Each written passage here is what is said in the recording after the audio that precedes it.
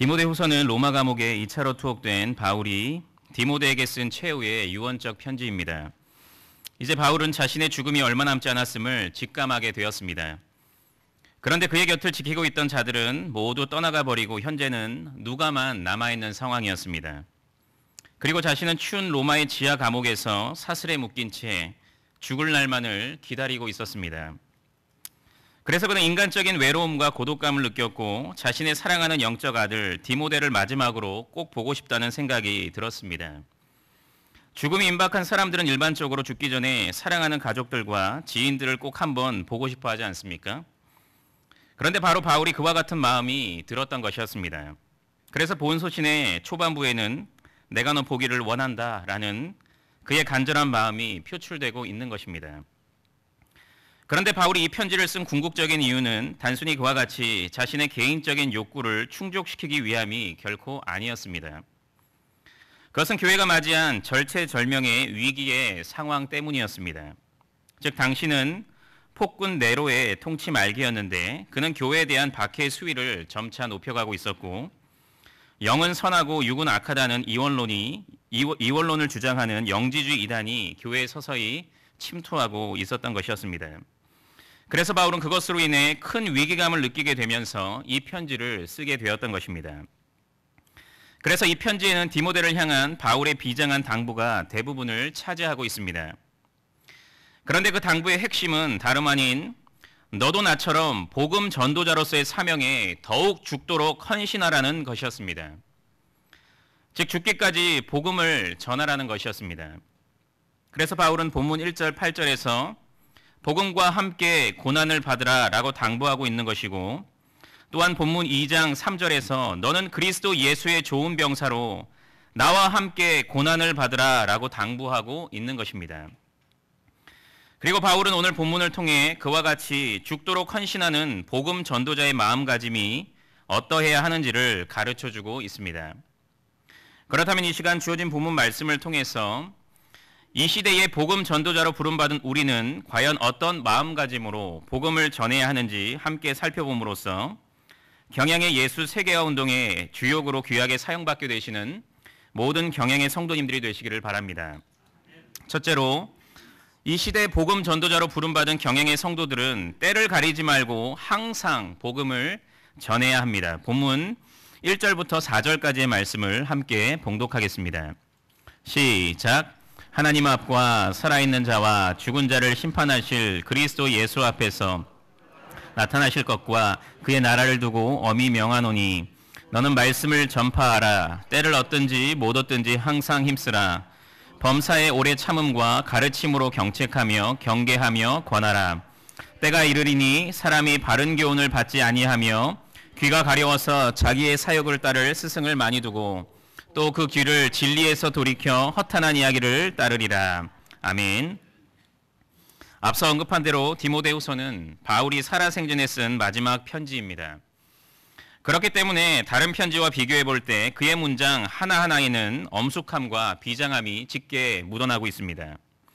그것은 본장 1절에서부터 등장하는데 곧 하나님 앞과 살아있는 자와 죽은 자를 심판하실 그리스도 예수 앞에서 그가 나타나실 것과 그의 나라를 두고 엄히 명하노니 라는 선언입니다.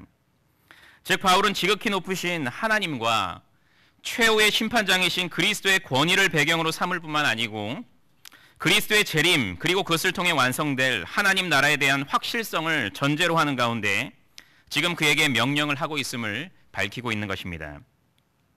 그러므로 그가 앞으로 전달하는 내용은 디모데가 그의 상황과 형편에 따라 지켜도 되고 안 지켜도 되는 것이 결코 아니라 그 어떤 경우에도 그가 반드시 지켜야 하는 신적 명령이었던 것이었습니다. 그렇다면 그 신적 명령은 무엇이었습니까? 그것은 본문 2절의 말씀으로서 곧 너는 말씀을 전파하라. 때를 얻든지 못 얻든지 항상 힘쓰라는 명령이었습니다. 여기서 말씀을 전파하라는 것은 공중 앞에서 선포하는 행위를 가리키는 것으로서 복음을 담대히 전하라고 하는 명령입니다. 그런데 바울은 여기에 그렇게 하되 때를 얻든지 못 얻든지 항상 힘쓰라는 명령을 덧붙이고 있습니다. 즉 좋은 기회가 생길 때는 물론이요 기회가 좋지 않거나 전혀 없을 때에도 반드시 그렇게 해야 한다고 명령했던 것입니다. 그것은 무슨 의미입니까? 그것은 아주 적극적으로 공격적으로 그런 자세를 가지고 복음을 전하라고 하는 명령입니다. 군인이 전쟁을 준비하는 것처럼 복음을 전할 준비를 항상 갖추고 군인이 전쟁을 치르는 것처럼 복음을 전함에 있어서 심한 반대에 부딪힌다고 할지라도 그것에 절대로 굴복하지 않고 힘있게 전하라는 것입니다. 바울은 현재 디모데가 처한 상황을 그 누구보다도 잘 알고 있었습니다. 즉 그는 로마 제국의 서슬퍼런 칼날이 에베소 교회로 서서히 향하고 있을 뿐만 아니고 영지주의의 이단이 그들의 숨통을 조여오고 있다는 사실을 누구보다도 잘 알고 있었습니다. 그래서 그는 디모데가 그것으로 인해 얼마나 큰 부담감을 느끼고 있는지, 더 나아가서 얼마나 큰 두려움에 휩싸여 있는지 잘 알고 있었습니다. 하지만 그는 그렇다고 해서 그에게 복음을 전파하는 것을 잠시 보류한다든지 상황을 잘 살펴가면서 하라고 하지 않았습니다. 그는 오히려 돌격 앞으로를 외쳤습니다. 즉 조금도 움츠러들거나 굴하지 말고 눈치를 살피지 말고 복음을 힘써 전하라고 명령했던 것입니다. 하지만 바울은 그렇다고 해서 그에게 그저 막무가내로 복음을 전하라고 하지는 않았습니다.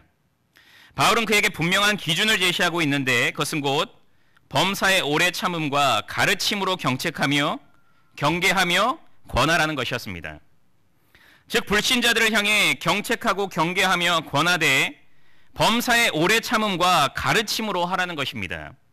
여기서 경책하다는 것은 회개에 이를 수 있도록 죄를 뼈저리게 깨닫게 한다는 의미이고, 경계한다는 것은 앞선 경책한다는 의미와 비슷하지만 호되게 꾸짖으면서 그렇게 하라는 것이며, 권한다는 것은 이제 그렇게 죄를 깨달은 자들이 그 죄에서 돌이켜 올바로 갈 수 있도록 용기를 북돋아주면서 타이르라고 하는 의미입니다.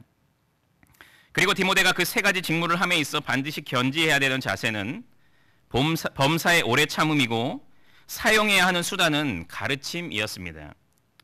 즉 그는 비록 사람들이 자신의 경책과 경계와 권함을 잘 받아들이지 않고 거부한다고 할지라도 끝까지 인내해야 했으며, 또한 그것을 함에 있어 무조건 믿으라는 식의 억지와 강요가 아니라 바르고 분명한 지식을 전달함으로써 그렇게 해야 했던 것이었습니다. 그리고 바울은 이어지는 본문 3절부터 4절에서 디모데가 왜 그처럼 범사의 오래 참음과 가르침으로 경책하며 경계하며 권해야 하는지 그 이유를 제시하고 있습니다. 그 이유가 무엇입니까? 그것은 바로 본문 3절의 언급처럼 때가 이를 것이기 때문이었습니다. 즉 사람들이 진리이며 구원의 말씀인 그리스도의 복음이 선포되는 것을 견디지 못하여 그것을 강하게 배척하는 때, 더 나아가 그와 같이 진리를 도외시한 채 단순히 자신의 귀를 즐겁게 하는, 즉 자신의 욕망과 욕구를 충족시켜주는 것만을 끊임없이 쫓아다니는 때가 이제 곧 이를 것이기 때문이었습니다. 그리고 결국 그들이 진리를 완전히 떠난 채 허탄한 이야기, 곧 거짓 진리에 빠져 멸망의 길로 가는 때가 이제 곧 이를 것이기 때문이었습니다. 그런데 그것은 실상 먼 미래의 이야기가 아니라 현재 디모데에게 일어나고 있는 현실이었습니다. 그러므로 그것은 단순히 그가 미래에 소유하고 발휘해야 되는 전도의 자세가 아니고 바로 지금 이 순간 소유하고 발휘해야 됐던 전도의 자세였습니다. 이처럼 바울은 디모데에게 복음 전파의 사명은 신적 명령임을 밝히면서 그 사명을 힘써 감당하되 아주 저돌적이고 공격적인 자세로, 또한 그러면서도 인내와 바른 진리를 통해 그렇게 할 것을 명령했습니다. 성도님들 중에는 실제로 말은 그렇게 하지 않지만 전도의 사명은 마치 교역자들과 직분자들에게만 해당되고 부여된 것처럼 여기는 성도님들이 있습니다. 그래서 그들은 전도를 해야 된다는 책임감과 사명의식이 전혀 없고, 그렇기 때문에 그것에 대한 부담감도 전혀 느끼지 않습니다. 그들은 지금까지 10년, 20년 혹은 30년 넘게 신앙생활을 해오면서 가족에게, 직장 동료에게, 이웃에게 예수님 믿으세요, 교회 한번 와보세요 라는 말 한마디도 제대로 하지 않고 신앙생활을 해온 것입니다. 그리고 그러면서도 지금껏 그 어떤 문제의식도 느끼지 못하면서 살아가고 있는 것입니다. 하지만 전도는 교역자들이나 몇몇 성도들에게만 해당되는 사명이 절대로 아닙니다. 그것은 모든 그리스도인들에게 해당되고 부여된 사명입니다. 예수님께서 승천하시기 직전 제자들에게 하신 명령, 곧 너희는 가서 모든 민족을 제자로 삼아 아버지와 아들과 성령의 이름으로 세례를 베풀고 내가 너희에게 분부한 모든 것을 가르쳐 지키게 하라는 전도와 선교의 명령은 당시 그 자리에 있던 제자들을 향해서만 하신 말씀이 절대로 아닙니다.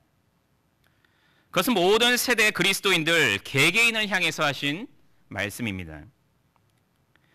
그러므로 그 사명에 대해 이 자리에 계신 성도님 중 그 누구도 절대로 예외가 될 수가 없습니다. 만약 저는 아닙니다 라고 외치는 분이 계시다면 그분은 저는 그리스도인이 아닙니다 라고 말하는 것이나 조금도 다르지 않을 것입니다. 그리고 더더구나 우리에게는 경향인이라면 반드시 명심하고 실천해야 되는 예수 세계화 운동을 위한 8대 복음 운동의 사명이 있지 않습니까? 그리고 그것의 가장 첫 번째가 바로 개인 구령 운동이 아닙니까? 그러므로 우리 모두는 자랑스러운 경향교회 일원으로서 날마다 각자의 삶의 터전에서 전도의 사명에 헌신하고 충성해야 하는 것입니다. 그런데 우리가 그렇게 할 때 꼭 발휘해야 되는 자세는 되면 좋고 안 되면 그만, 그런 식의 방어적이고 소극적인 자세가 결코 아닙니다. 물론 한 영혼이 주님께로 돌아오는 것은 철저히 삼위 하나님의 사역이지만 우리는 마치 그것이 우리에게 전적으로 달려있는 것처럼 아주 공격적이고 적극적으로 전도해야 합니다. 그저 전도할 수 있는 가장 좋은 때를 달라고 계속해서 기도만 하고 있는 것이 아니고 전도 대상자의 상황을 지나치게 의식해서 늘 망설이고 주저하고 있는 것이 아니고 내가 전도할 수 있는 상황이 될 때까지 기다리고 있는 것이 아니라 현재 내가 관계를 맺고 있는 사람들에게부터 즉시 전도지를 나누어주고 교회를 소개하며 무엇보다도 복음을 전해야 하는 것입니다. 왜냐하면 하나님께서 우리에게 좋은 기회가 생길 때는 물론이요, 기회가 좋지 않거나 전혀 없을 때에도 역시 복음을 전하라고 명령하셨기 때문입니다. 즉 언제나 그리고 날마다 복음을 전하라고 하셨기 때문인 것입니다. 그리고 무엇보다도 실상 구령의 열매가 맺히는 때는 우리가 결정하는 것이 아니라 하나님께서 결정하는 것이기 때문입니다. 그러므로 우리는 복잡하게 고민하고 생각할 것 없이 단지 즉시 나가서 참된 복음을 계속해서 전하면 되는 것입니다. 그리고 그런 가운데 하나님의 때를 기다리면서 인내하면 되는 것입니다. 그러면 하나님께서 당신께서 계획하신 때에 열매를 맺게 하실 것입니다. 올 한 해 경양대학부 SFC와 전국 SFC에서 초점을 맞추고 있는 것은 학원의 복음화와 캠퍼스 전도입니다. 그래서 모일 때마다 전도를 강조하고 있습니다. 그런 가운데 한 운동원은 샬롬지 칼럼에 전도의 사명이라는 제목하에 이렇게 썼습니다. 여러분도 잘 아시겠지만 전도라는 게 참 쉽지만은 않습니다. 그러나 반드시 해야만 하는 예수님의 마지막 지상 명령입니다. 저 또한 지난날을 반성하며 이번 학기부터 제가 다니는 학교에서 캠퍼스 모임은 물론 캠퍼스와 역 앞에서 매주 노방 전도를 하려고 합니다. 세상 친구들과 학우들이 우리를 조소하고 안 입고 온 시선으로 볼지라도 주님의 때에 주님의 방법으로 열매를 맺길 기대하고 기도하며 꼭 전도하겠습니다. 우리의 힘과 계획을 의지하면 결코 전도할 수 없지만 우리에게 힘 주실 하나님을 신뢰합니다. 경영의 성도 여러분, 이제 이 운동원은 하나님의 명령에 순종하여 올 한 해 동안 매주 학교 주변에서 역 앞에서 열심히 노방 전도를 하고 만나는 친구들에게 부지런히 복음을 전할 것입니다. 비록 많은 어려움들도 있을 것임에는 틀림이 없지만 그 전도의 걸음은 멈추지 않을 것입니다. 그리고 하나님께서는 그 걸음을 통해 당신의 때에 천하보다 귀한 한 영혼을 당신께로 인도하실 것입니다. 이 운동원의 걸음 위에, 대학부 SFC의 걸음 위에 많은 기도를 부탁드립니다. 그리고 부디 경영의 성도님들 역시 때를 얻든지 못 얻든지 복음을 전하시기를 바랍니다. 그리고 그것을 위해 지난주부터 시작된 태신자 갖기 운동에 적극적으로 동참하시기를 바랍니다. 태신자를 태신자 작전 카드에 작성하고 그들을 위해 날마다 기도하면서 수고의 땀과 눈물을 마음껏 흘리시기를 바랍니다. 그러면 하나님께서 여러분의 그 겸손한 순종을 기뻐 받으실 것입니다. 그리고 그 순종을 통해 예수 세계화 운동을 힘있게 진행시켜 나갈 것입니다. 2019년 한 해 동안 이 은혜를 충만히 누리시는 성도님들이 되시기를 바랍니다. 둘째로 이 시대 복음 전도자로 부름받은 경향의 성도들은 생명의 면류관을 소망하면서 죽기까지 복음을 전해야 됩니다. 본문 5절부터 8절까지의 말씀을 함께 읽도록 하겠습니다. 시작.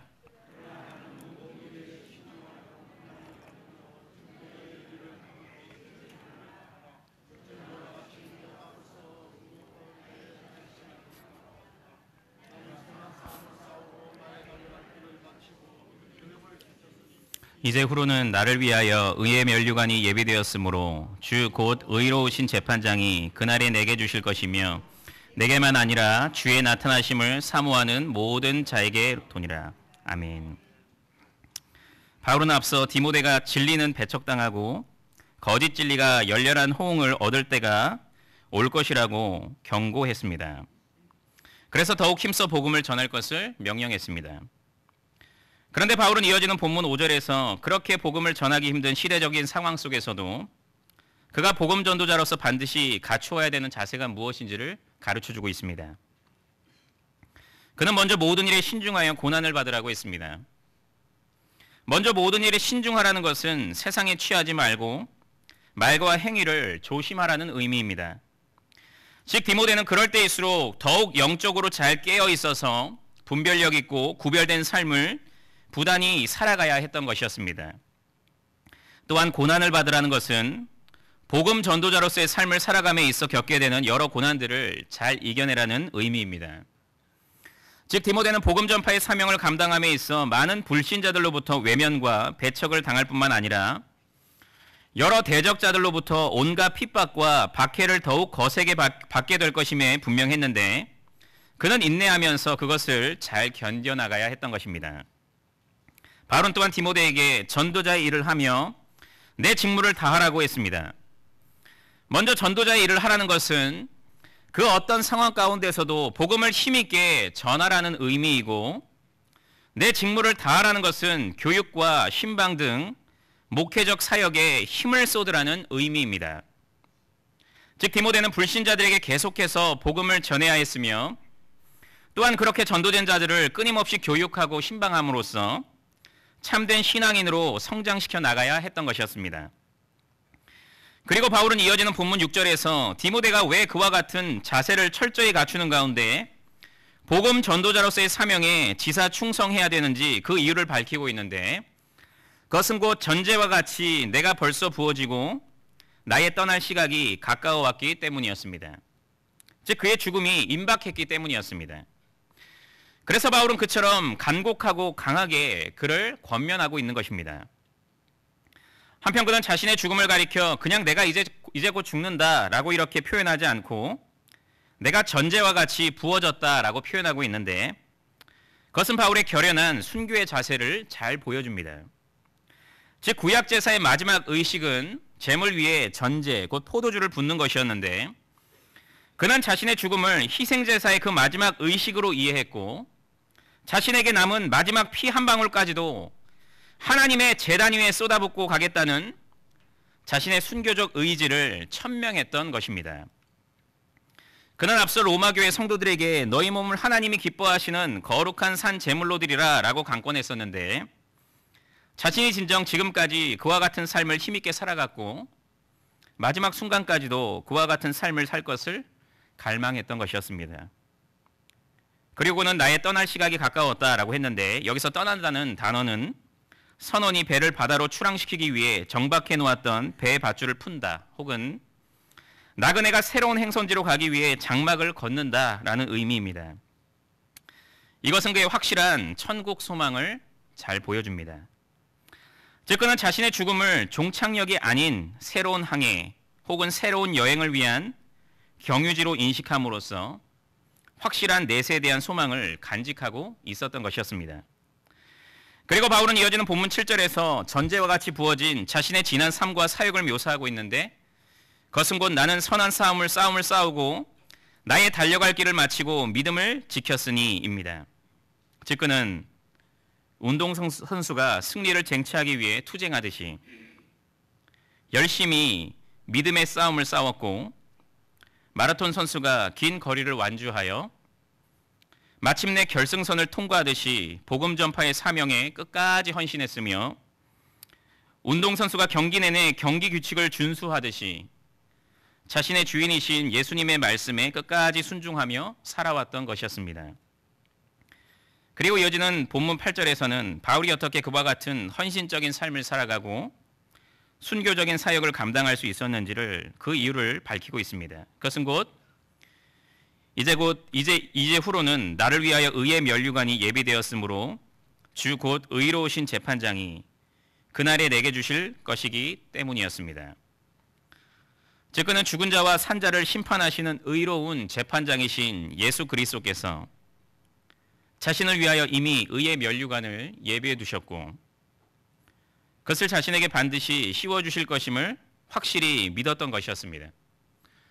여기서 면류관은 올림픽 경기가 끝난 후 우승자에게 씌워지는 월계관을 의미하는 것으로서, 바울은 그것을 의의 면류관이라고 했으니 곧 예수 그리스도의 은혜로 말미암아 의롭게 된 자들에게 주어지는 영원한 생명의 면류관인 것입니다.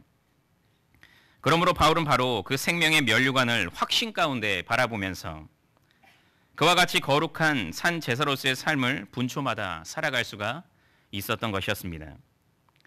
그런데 바울은 이어지는 8절 하반절에서 그것이 비단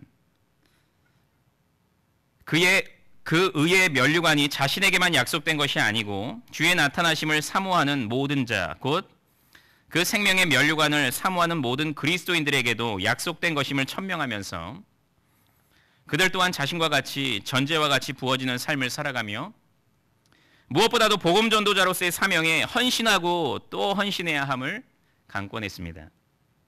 이처럼 바울은 온갖 고난과 박해 속에서도 의로운 재판장이신 예수 그리스도께로부터 받을 생명의 면류관을 소망하면서 복음 전도자로서의 사명에 지사충성했습니다.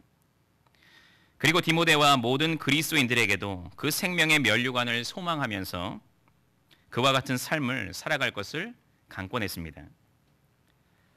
마라톤 선수는 42.19km를 쉼없이 달려야 합니다. 그리고 그것도 그저 천천히 느긋하게 달리는 것이 아니고 100m를 기준으로 약 17초의 빠른 속도로 계속해서 달려야 합니다. 그리고 마라톤 코스에는 내리막길과 평지만 있는 것이 아니라 때때로 오르막길도 있습니다. 그것은 정말이지 보통 사람으로서는 결코 할 수가 없는 일인 것입니다. 하지만 그들로 하여금 그 마라톤 코스를 그토록 끝까지 질주하도록 만드는 원동력은 과연 무엇이겠습니까? 그것은 바로 그 코스 끝에는 결승전이 있다는 확실한 사실 때문입니다. 그리고 무엇보다도 찬란하게 빛나는 메달의 영광 때문입니다. 그래서 그들은 2시간이 넘는 긴 시간 동안 그토록 거친 숨을 내뿜으면서 앞을 향해 힘차게 전진하고 또 전진하는 것입니다. 그런데 마라톤과 같이 길고 먼 우리의 신앙의 여정 가운데서도 그와 같이 그 끝을 알리는 결승선이 우리 앞에 놓여 있습니다.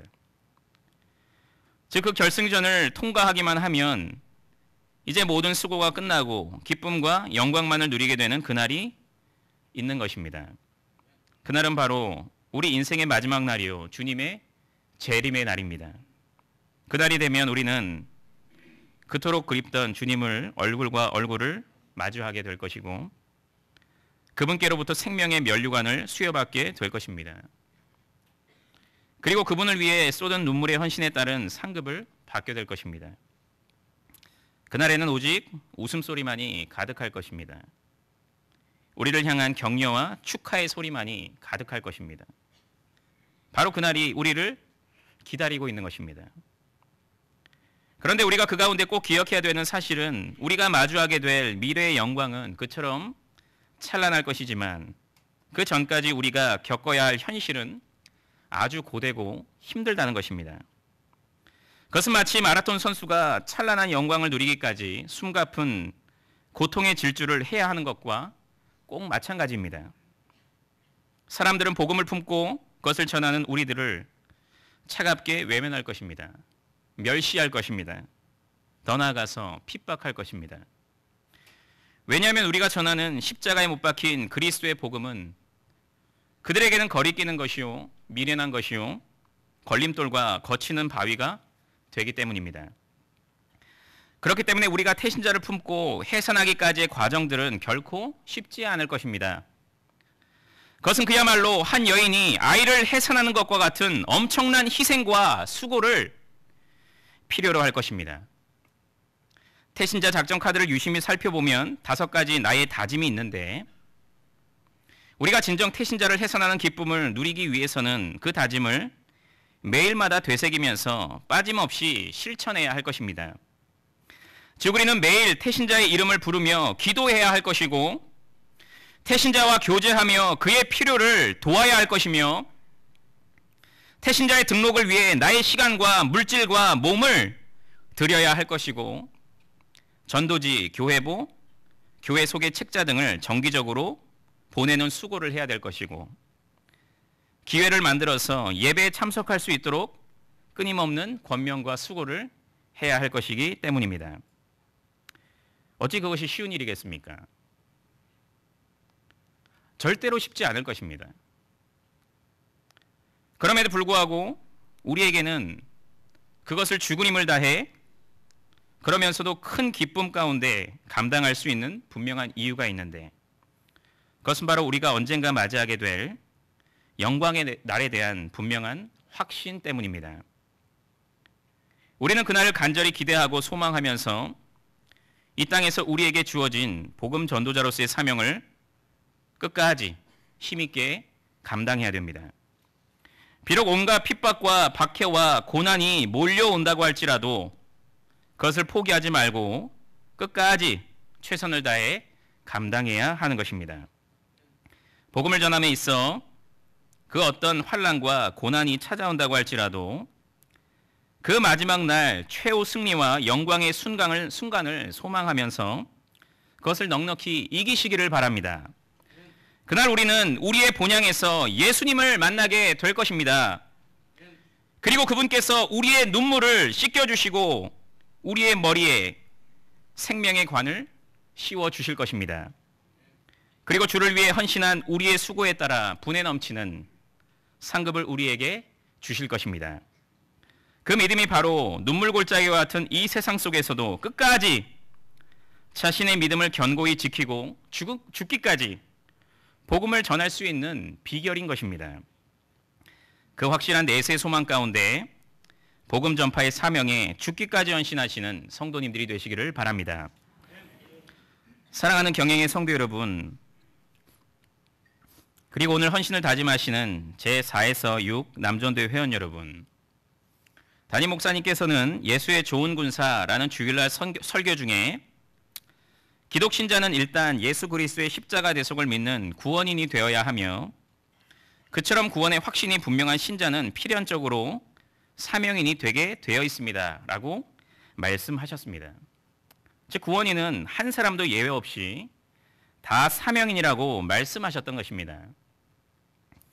그런 의미에서 이 자리에 있는 우리 모두는 다 구원인으로서 복음을 전파하는 사명인으로 살아가야 하는 자들임에 틀림이 없습니다. 즉 우리는 복음 전파의 사명을 우리의 가슴속 깊이 새기는 가운데 호흡이 끊기는 그 순간까지 힘써 행해야 하는 것입니다.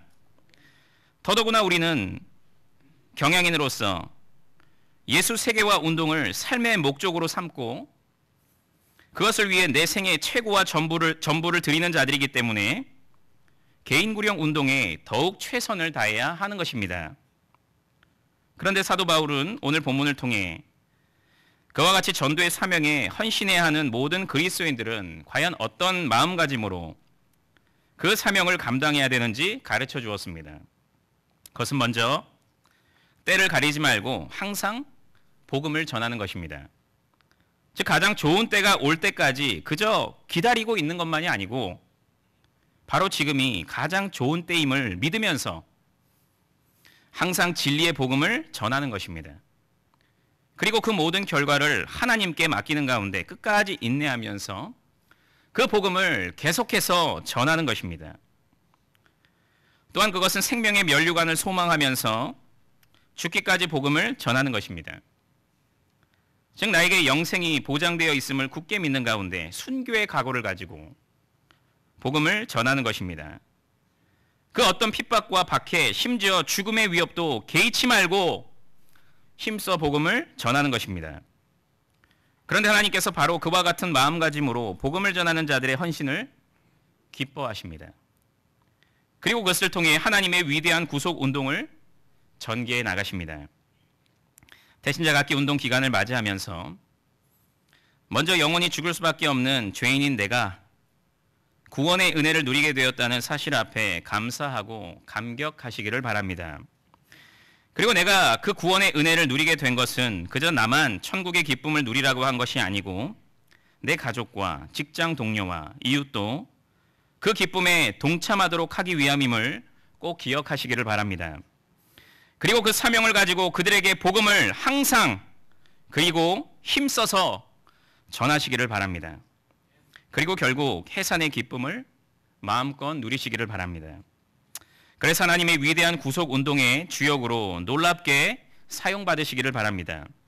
이 은혜를 충만히 누리시는 경영의 모든 성도님들이 되시기를 주님의 이름으로 간절히 축원합니다.